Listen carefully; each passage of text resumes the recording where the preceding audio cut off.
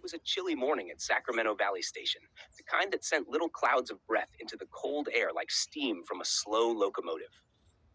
The sun had just begun to peek through a pale gray sky, glinting off the rails that ran out toward San Jose.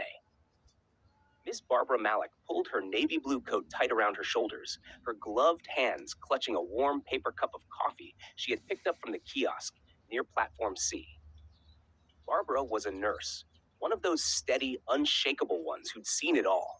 She worked 3 12-hour shifts a week at a private clinic in downtown San Jose, and though the commute from Sacramento was long, she never complained. Better to see the world pass by a train window than a freeway guardrail, she often said with a smile. This morning felt different, though. There was a certain stillness in the air, a weight that clung to the fog curling around the platform edges.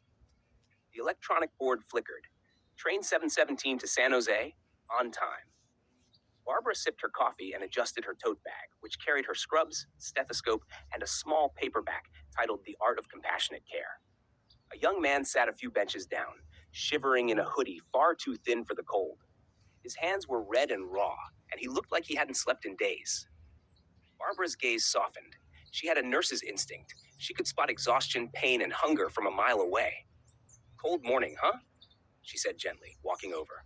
The young man nodded without looking up. "Yeah, didn't think it'd be this bad." "Where are you headed?" "Nowhere," he muttered. "Just trying to stay warm." Barbara hesitated, then sat beside him, offering her spare muffin from her bag. "Here, it's not much, but it's fresh." He looked at her as if unsure whether to accept, then took it with trembling hands. "Thank you, ma'am," she smiled. "No, ma'am, just Barbara. I'm a nurse." The word nurse seemed to loosen something in him. He exhaled shakily. "My mom was one too, before she passed." Barbara didn't pry. Instead, she reached into her tote and pulled out a small thermal blanket she kept for emergencies. "Here, this'll help." He tried to refuse, but she tucked it around his shoulders anyway, motherly and firm. "You'll need your strength if you're going to start fresh tomorrow," she said. He gave her a puzzled look. "Tomorrow?" "Yes," Barbara replied. "Every day's a new start, even if it doesn't feel like it." Moments later, the train's horn sounded, a long, mournful note echoing through the valley station. Barbara stood, brushing off her coat. She gave the young man one last smile before boarding. Through the window, she watched him watching her, blanket pulled tight around his shoulders, steam rising from his breath. The train lurched forward, the landscape beginning to move. As Sacramento faded into distance, Barbara leaned her head against the glass.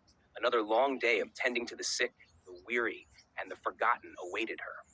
But for now, she allowed herself a quiet moment of warmth, knowing she had already started her work before even leaving the station. Outside, the fog lifted. The rails shimmered in the sunlight as the train rolled south toward San Jose, carrying Barbara the nurse, a small act of kindness, and the promise of another healing day ahead.